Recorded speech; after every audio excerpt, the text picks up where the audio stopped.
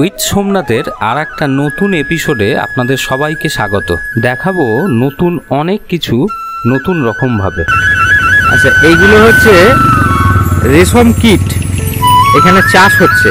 এই পর্বে আপনাদের সামনে আমি তুলে ধরবো বামদেব বাবার বাড়ি, আসল বাড়ি। সেই আসল বাড়ি কিভাবে আপনারা চিনবেন, সঙ্গে একই দিনে 3টে সতীপীঠ দেখে আমরা কিভাবে শান্তিনিকেতন গিয়েছিলাম। এটাই কিন্তু একটা দারুণ ভ্রমণ পথ। আর দাদা, আজকে আমরা কোথায় কোথায় যাব? আজকে যাব বামদেবের জন্মস্থান দেখলাম, তারপরে যাব সাঁইথিয়া নন্দকেশ্বরী তলা, ওখানে দেবীর 51 পীঠের একটা পীঠ দেখাবো।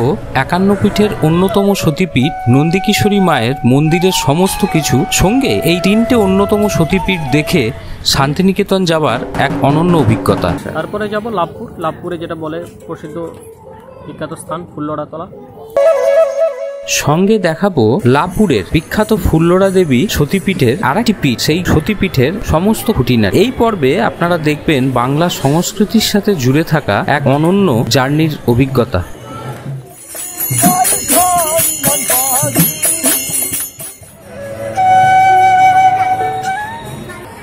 তারপরে যাব কঙ্কালীতলা। কঙ্কালীতলা হচ্ছে 51 পীঠের শেষ পীঠ। সঙ্গে দেখাবো কঙ্কালীতলা 51 পীঠের শেষ সতীপীঠ, এই কঙ্কালী মায়ের মন্দিরের সমস্ত কিছু, যেটা বোলপুর শান্তিনিকেতনের সাইট সিনের ভেতরেও পড়ে।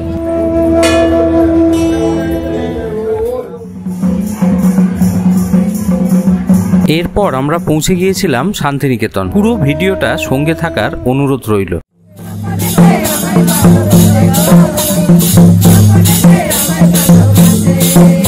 তারাপীঠে তারামাকে দর্শন করে আমাদের এই ভ্রমণ পর্বের সূচনা হয়েছিল।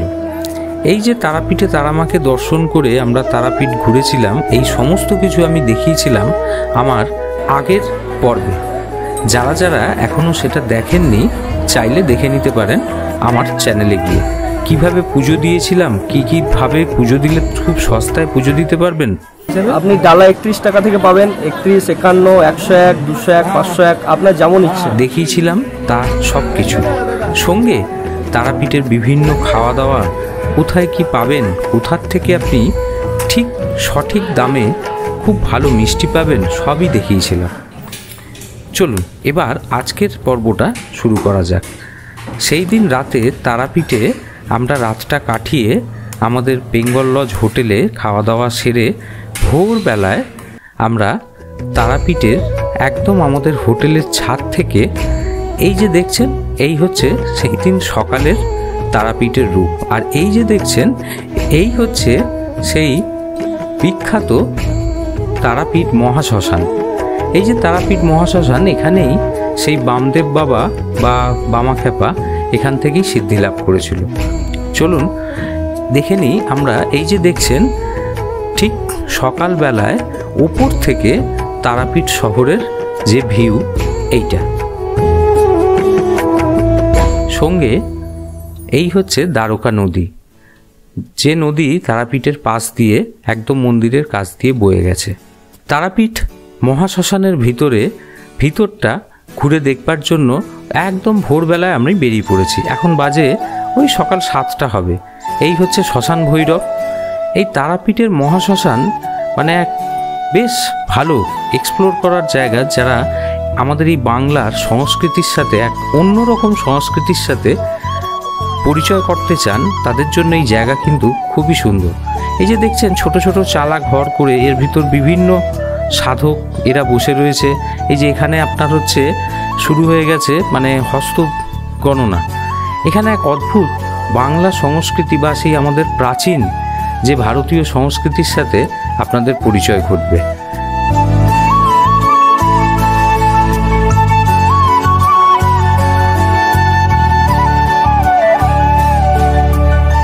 আমরা এখন বেরিয়ে পড়েছি সোজা। এখন তারাপীঠ থেকে প্রথম আমরা যাব বামদেব বাবার বাড়ি আটলা গ্রামে। এই রাস্তায় যেতে যেতে দুদিকে এরকম গ্রাম বাংলার রূপ দেখতে দেখতে আমরা এখন যাচ্ছি আটলা গ্রাম।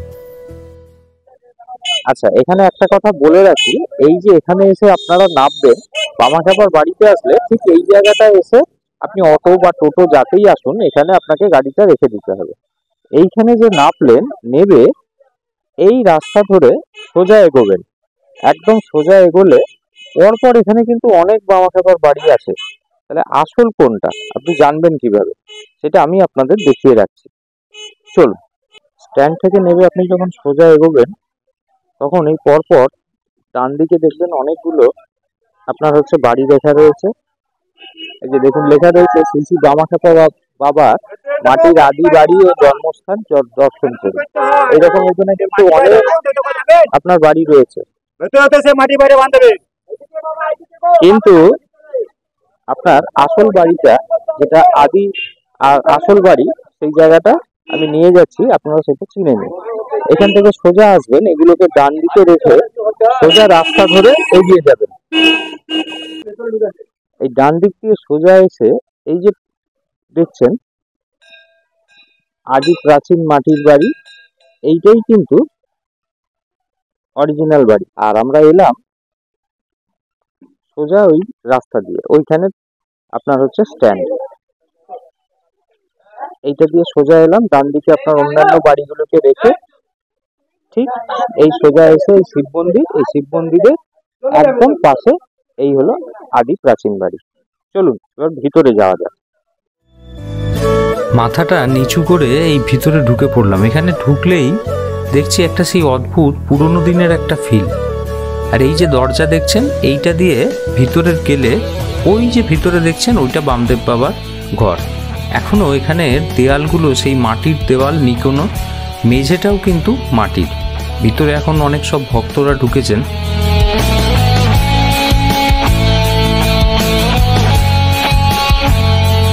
এই যে আমার মেয়ে বামদেব বাবার বাড়ি থেকে বেরিয়ে এসে এইসব সঙ্গী সাথী জুটিয়ে নিয়েছে। এখন আমরা একটু চা খাবো। এই দেখুন কি করছে।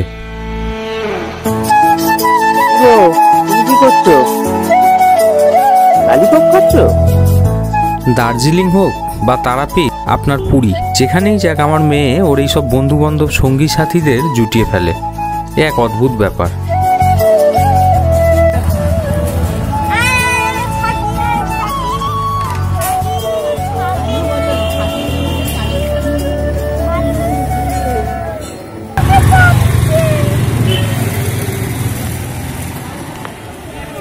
আচ্ছা, এই দাদা হলো উদয়দা, আমরা উদয়দা বলেই ডাকি, কিন্তু ওনার ভালো নাম হচ্ছে অসীম কুমার মণ্ডল।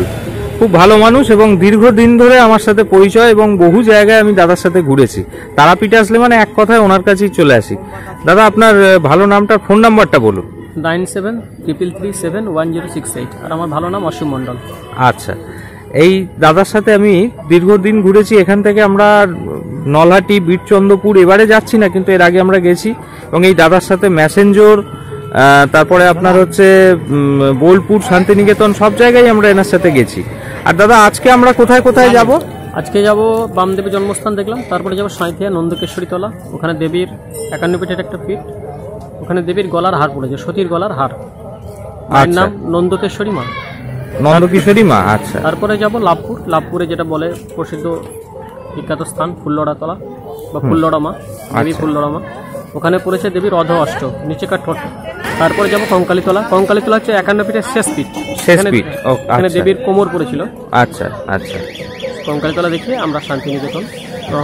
দাদা কিন্তু খুব অটো মেনটেন করে রাখেন, এবং আমার বহু পরিচিত মানুষ রয়েছেন যাদেরকে আমি, আমার দাদা বৌদি, আমার আত্মীয় স্বজন, অনেককেই আমি এনার সাথে কন্ট্যাক্ট করে পাঠিয়েছি। খুব ভালো রেসপন্স, এবং সবাই খুব খুশি, হ্যাপি। তো আমি দিয়ে রাখলাম, কোনো সময় যদি আপনাদের কারোর দরকার থাকে আপনারা ওনার সাথে কন্ট্যাক্ট করতে পারেন। মানুষ হিসেবে উনি খুব ভালো, এটুকু আমি বলতে পারি। আমরা এখন এগিয়ে চলেছি সোজা বামদেব বাবার বাড়ি থেকে গ্রাম বাংলার দু পাশের এই দারুণ রূপ দেখতে দেখতে সোজা সাঁইথিয়া 51 ফিটের আর একটা পীঠ নন্দীকিশোরী মায়ের মন্দিরের কাছে। আচ্ছা, এইগুলো হচ্ছে রেশম কীট, এখানে চাষ হচ্ছে। এই বামদেবের বাড়ি থেকে এখন আমরা সাঁইথিয়া যাচ্ছি, সেইখানে দেখলাম বলে দাঁড়িয়ে গেলাম। দেখুন আপনারা,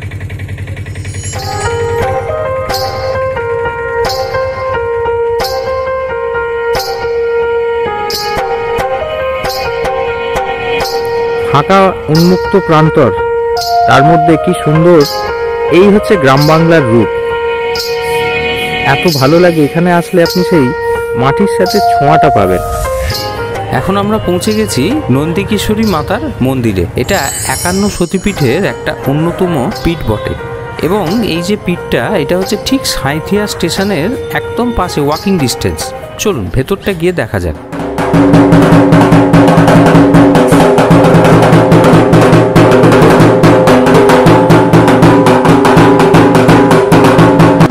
মন্দিরে ঢুকতেই একদম সামনে আপনারা দেখতে পাবেন এই দুই ভদ্রলোক ঢাক নিয়ে বসে আছেন।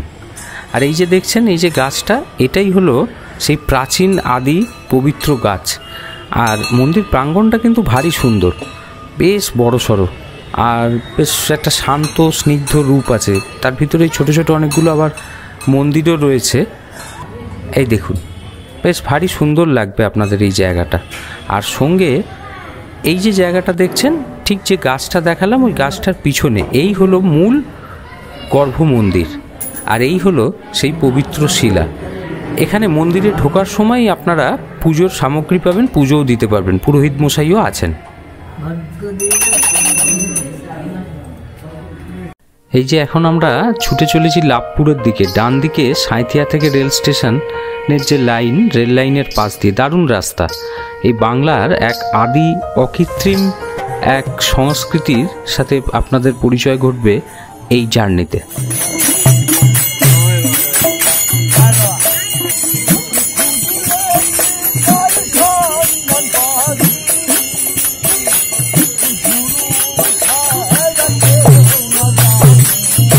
রাস্তা থেকে মন্দিরের দিকে যেতে এই এনাদেরকে দেখতে পেলাম, এক ভারী অন্যরকম এক অনুভূতি।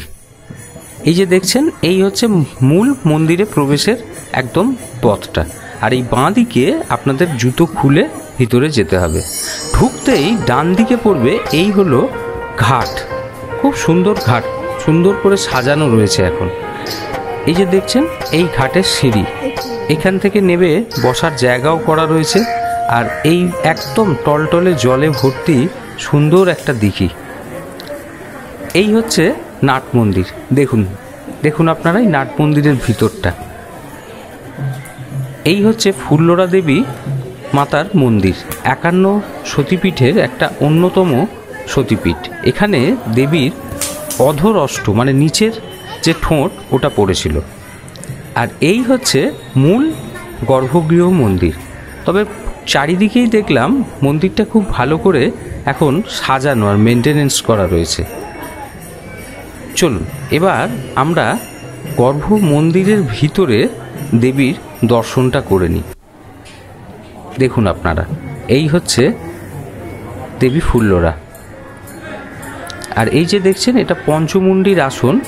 ঠিক মন্দিরের পিছন সাইডে আপনারা যখন যাবেন, এই হচ্ছে মন্দিরের পিছন সাইড, এই জায়গাটা এইটা আপনারা দেখতে পাবেন।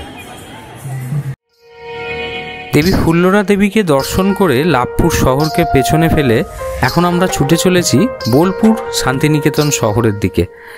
পথে দেখে নেব আমরা কঙ্কালীতলা। এ এক অপূর্ব গ্রাম বাংলার রূপ দু চোখে দেখতে দেখতে এগিয়ে চলা। আমরা এখন পৌঁছে গেছি কঙ্কালীতলা। এই যে দেখছেন ডান দিকে আপনার হচ্ছে অটো বা বাস স্ট্যান্ড বা গাড়ি স্ট্যান্ড, ওখানে রেখে ডান দিকে পর আপনারা এই বিভিন্ন ডালার দোকান পাবেন। আর এই হচ্ছে মন্দিরে প্রবেশ করার মূল গেট, মেন মন্দির প্রাঙ্গণ। ভিতরে ঢুকে পড়লাম। এই হচ্ছে কঙ্কালীতলা, 51 সতীপীঠের শেষ পীঠ, যেখানে মায়ের কোমর বা কাঁক পড়েছিল। মন্দির প্রাঙ্গণটা আগে বেশ কয়েক বছর আগে যারা দেখেছেন তারা চিনতে পারবেন না, এখন বেশ সুন্দর করে সেজে উঠেছে। আর এই হচ্ছে মূল কঙ্কালী মায়ের মন্দির। আর এই যে দেখছেন এইটা হচ্ছে পবিত্র কুণ্ড। এই জলেই মনে করা হয় যে এখানেই হচ্ছে কঙ্কালী মা রয়েছেন।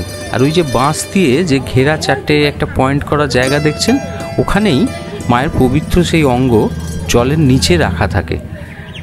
5 বছর ছাড়া এক বিশেষ তিথিতে ওটা তুলে আনা হয় এবং এখানে পুজো করা হয়। চলুন এবার আমরা মন্দিরের ভিতরটা দেখে নিই। আচ্ছা, এখানে একটা কথা বলে নিই, এই মন্দিরের ভিতরে কিন্তু কোনো মূর্তি নেই। এই যে দেখছেন ছবি, এটাই হচ্ছে কঙ্কালী মা, এবং এই পটচিত্রকেই পুজো করা হয়। আর এখানের পরিবেশ কিন্তু এক অন্য চরিত্র, দারুণ উপভোগ করবেন আপনারা, দেখুন।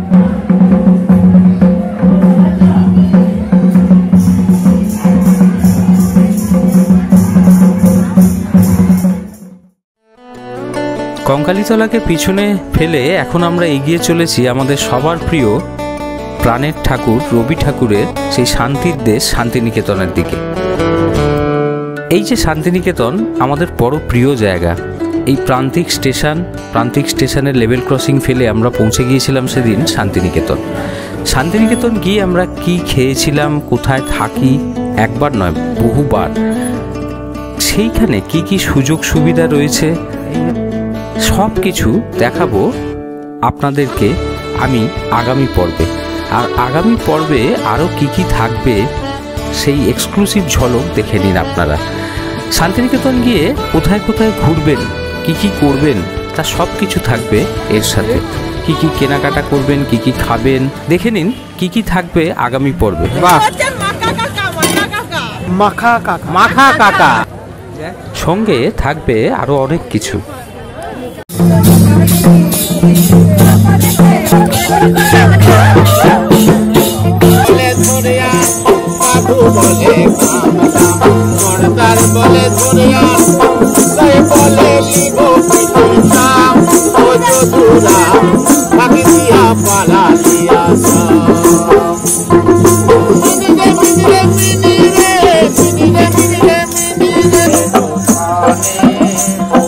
মন ভালো করে দেওয়া এক প্রাণের আরামের জায়গা এই শান্তিনিকেতন। দেখা হচ্ছে আগামী পর্বে।